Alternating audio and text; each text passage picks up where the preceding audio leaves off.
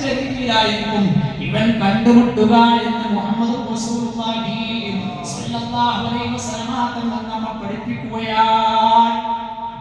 അപ്പോൾ നല്ല നിയ്യത്തോടുകൂടി സമ്പാദിക്കുന്നതിന് കുഴപ്പമില്ല, നിയ്യത്ത് നന്നാവണം. ആ സമ്പാദിക്കുന്നത് തന്നെ ഹലാലായ മാർഗത്തിൽ കൂടിയാവണം. ഹലാലായ ഭക്ഷണമേ ഞാൻ കഴിക്കൂ എന്ന് ഉറപ്പിക്കണം. അല്ലെങ്കിൽ ഇബാദത്ത് അല്ലാഹു തആല സ്വീകരിക്കില്ല.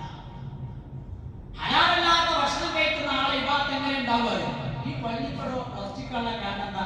ഇതിന്റെ അടിയിൽ കുറെ പണിയെടുത്തില്ല, കുഴിച്ചു, പില്ലർ വാർത്തു, അങ്ങനെ അതിനാണ് ഈ പള്ളി ഇവിടെ വാർത്തുണ്ടാക്കി. അതുകൊണ്ട് തന്നെ ഇതിവിടെ ഉറച്ചിക്കുന്നത്. ഏത് കാറ്റടിച്ചാലും ഇതിന് കുഴപ്പമില്ല. അതേ സമയത്ത് ഒരു ചപ്പ് ചവറെല്ലാം വലിച്ചെറിയുന്ന ഒരു പറമ്പിൽ ഫൗണ്ടേഷൻ ഇല്ലാതെ പില്ലറില്ലാതെ നേരെ ചപ്പ് ചവറിന്റെ മുകളിൽ തല്ല് വെച്ചങ്ങോട്ട് പടുത്തൊരു ബിൽഡിംഗ് ഉണ്ടാക്കിയാൽ എന്താ ഉണ്ടാവുക?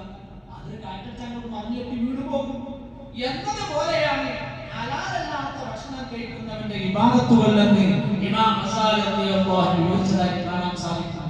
നമ്മുടെ ഇബാദത്തുകൾക്ക് നിലനിൽപ്പുണ്ടാവില്ല. തിന്നുന്നത് ഹലാലായിട്ടില്ല എങ്കിൽ ഇബാദത്തുകൾക്ക് നിലനിൽപ്പുണ്ടാവില്ല.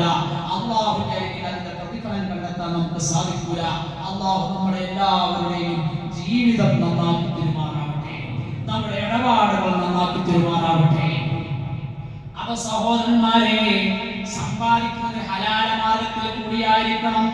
പലിശ ഇടപാടുകൾ പരിപൂർണമായി നാം വെടിയണം. ഒരു നിലക്കും ജീവിതത്തിൽ ഒരു നയാ പൈസ പോലും പലിശന്റെ കാശുണ്ടാവാൻ പാടില്ല. ബാങ്കുമായി ബന്ധപ്പെട്ട ഇടപാടുകൾ പരമാവധി കുറച്ചു കൊണ്ടുവരണം. ആ ഒരു ഉസ്താദെ ഇന്നത്തെ കാലത്ത് സാധിക്കുമോ? സാധിക്കാൻ വേണമെങ്കിൽ സാധിക്കാം. അതിപ്പോ നോക്കിയാൽ അർക്കൂല.